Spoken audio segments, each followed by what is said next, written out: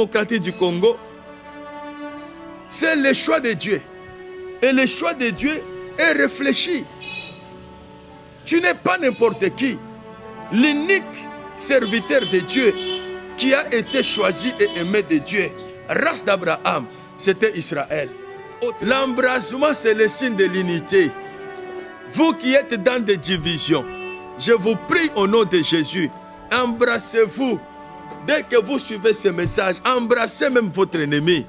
Oh, gloire à Dieu avec ce confinement. Gloire à Dieu avec ce confinement parce que ça a permis à ce que les mariés restent aussi à la maison.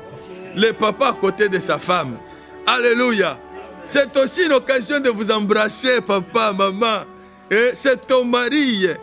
Des fois, il sort du matin, il revient à 0 heure pendant que tu es déjà endormi.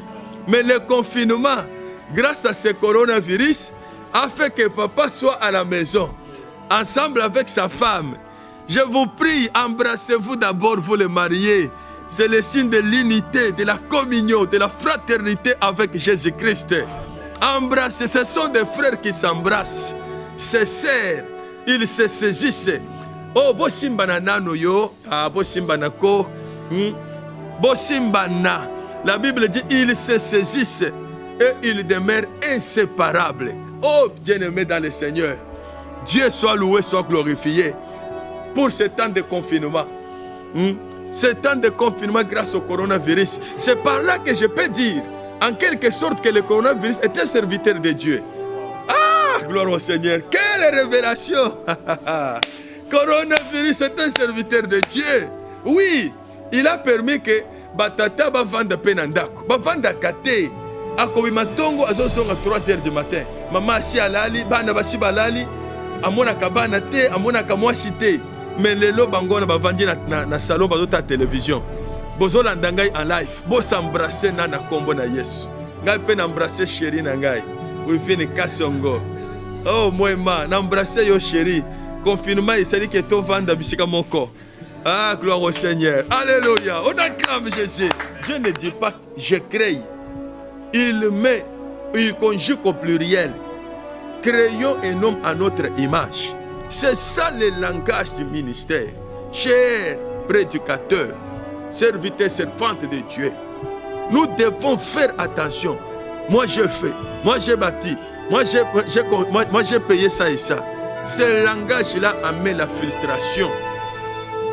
Ce langage-là conduit à la division. Nous devons vraiment militer pour l'unité dans notre vie de chaque jour. L'unité, c'est un principe, ça doit se vivre. Ça doit se vivre, ça doit se manifester.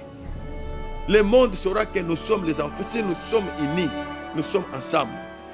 Voilà pourquoi dans son corps, Genèse 11, bien-aimés dans le Seigneur, je vous en prie, si nous ne savons pas nous humilier, Dieu a plusieurs stratégies, plusieurs méthodes pour humilier ses serviteurs. Pour humilier les enfants de Dieu. Soyons humbles de cœur. Soyons comme lui.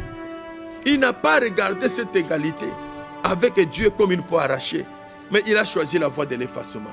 Voyez la conséquence de l'humilité.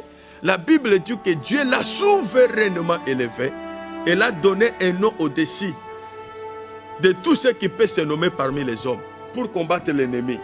Donc, le monde, les politiciens connaîtront la sagesse infiniment variée de Dieu à travers l'Église. C'est ici où je dis, j'appelle tout le monde de venir labourer avec la génisse de Samson, c'est-à-dire l'Église. C'est lui à qui Dieu peut révéler la thérapeutique du coronavirus. C'est à lui. Il n'y a que Dieu peut se révéler qu'à travers l'Église qui est son épouse. L'homme se révèle qu'à sa femme dans la chambre. C'est dans la chambre que l'homme se révèle à sa femme. De même, Christ aussi est faible devant l'Église qui est sa femme. Quand l'Église va l'implorer, que devons-nous faire devant le coronavirus? Christ va parler. Christ va parler. Nous avons cette foi. Alléluia. Donc, au temps d'Élisée, Naaman le Syrien trouva la guérison en Israël grâce à une petite juive captive en Syrie.